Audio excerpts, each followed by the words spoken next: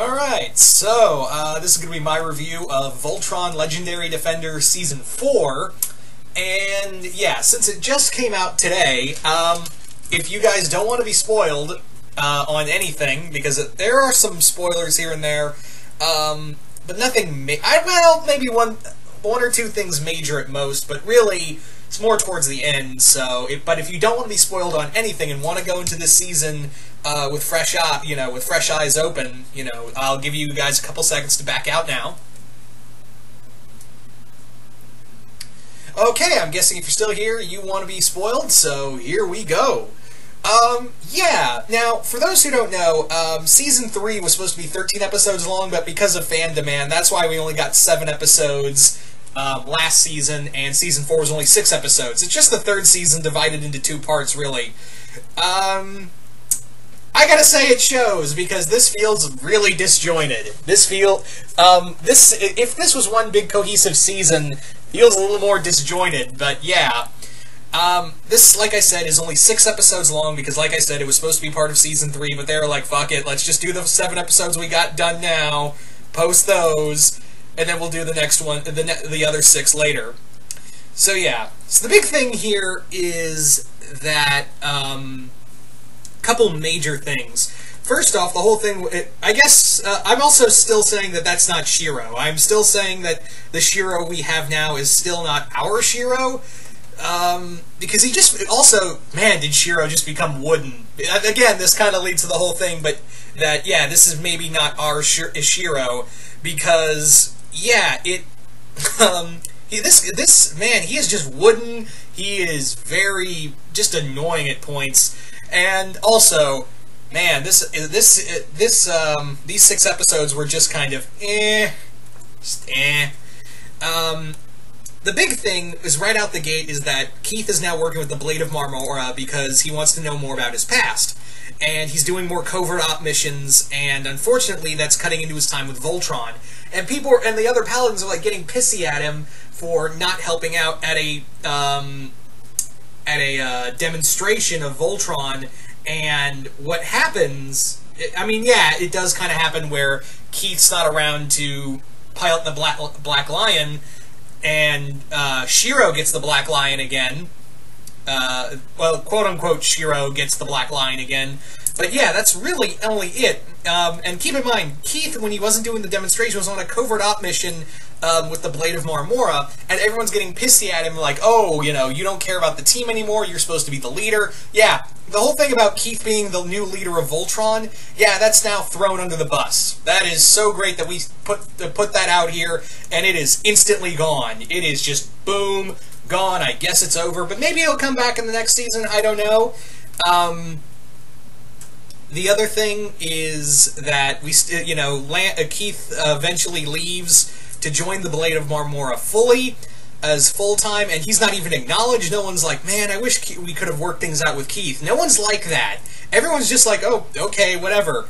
And keep in mind, no one's like, oh, look, we understand that you want to know more about your past, you want to know about your mom, what it means to be part of the Blade of Marmora. No one was like that. But then in the next goddamn episode, Pidge runs off by herself, and everyone's like, oh, okay, because she now thinks that she's finally found her brother, and everyone's like, oh, okay, have fun, Pidge, call us if you need us. No one's like, maybe we should have gone with her, or what if, the Galra attack and we need her to form Voltron. Nobody's like that.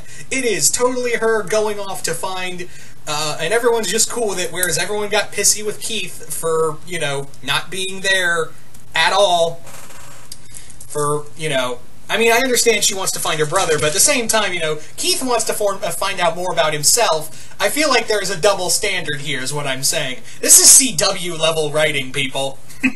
This is CW level writing right there. But anyway, we also get the return of Max, which, by the way, was totally fucking spoiled. Of all things, it got spoiled that, her brother's still alive by the fucking thumbnail on the episode. Oh my god. Because that whole thing where she has this big emotional moment where she thinks he's dead, and she's crying, it's on a hill, she's in tears, and I'm like, this means nothing because I know the outcome. Yeah. We also get a Darth Maul / Boba Fett / Repton type character. for 5 seconds before he gets wiped out by Matt and Pidge. Yeah. By the way, Matt is I totally do not care for Matt. I mean, I know that was Pidge's whole arc of finding her brother again. I don't know, he just seems kind of boring. Like, do we need a second Pidge? Do we really need that? The only thing I can fathom, and I actually thought they were going to do it this season, but I guarantee you sometime down the road this is going to happen, is that Matt's going to be the next pilot of the Green Lion. Guarantee you that that's going to happen. Somewhere down the line, that is going to be a thing. Because again, it's like having 2 Pidges. It's like, do we really need 2? Anyway, the episode, the Voltron show, just skip it. That's nothing. Really, no, I'm serious. You could just watch that, and that's really hurts when it's a 6-episode season and 1 episode is totally unnecessary. I mean, the Ember Island players from Avatar: The Last Airbender had more in it than this. I'm serious, guys. But yeah, also, the episode The Black Site, which is an interesting little power struggle between between Lotor and Zarkon, who's now back. He's got a quintessence-powered armor, which is kind of badass. But it gets kind of ruined because while this is all going on, a majority of this episode is just Allura and Karan trying to get milk from Coltonecker, the cow, which made me go, did we need this? I mean, yeah, it kind of forms up at the end, an unintentional pun, but yeah, did we need this the whole time? I mean, every time we cut back to the Paladins, I was like, go back to the interesting shit. And we lose, what's her name, Natiri, one of the members of Lotor's group, because she was possessed by Hagar, which was sad, but yeah, even there was more emotional mention of that with the other 3 remaining generals who, yeah, they betray Lotor towards the end, and Lotor's now an enemy of the state, and you could probably see where this is going if you haven't watched the show already. And by the end of it, I actually thought for a brief second at the end of the season finale, when we got to the season finale, when the other Paladins are just trapped underground and Keith's trying to save them, I was like, oh my god, are we going to get another Paladin lineup change? Because we still got Keith, Matt's probably going to be in the Green Lion, so who would be the other characters? But nope, Lotor shows up, and it looks like he's going to pull a Zuko. Guarantee you that's going to be the case. Which is hard, because Lotor did a lot more horrible things than Zuko. On the other hand, though, if IDW Comics can make Megatron an Autobot, and trust me, IDW Megatron did a lot of horrible things, then I guess, yeah, Lotor can pull a Zuko, too. Anywho, I'm also, yeah, we've still got the other 3 girls that were Lotor's former generals, which one of 2 things is probably going to happen. Either A, they're going to, and this is the most likely one, option A, and again, most likely, is that they're going to run to Hagar and Zarkon and pledge their allegiance and be like the Ozai Angels of Zarkon. Guarantee you that's probably what's going to happen. Second one is, and this is the least likely one, is that they run to Voltron for protection, run into Lotor, and join up with them. That might happen too, but I wouldn't put my money on it. I'm still under the impression that the Azula-looking one, oh, I can never remember her name, the one who looks kind of like blue-skinned Azula is probably Lance's mom. I am like 80% sure that's his mom. So who knows?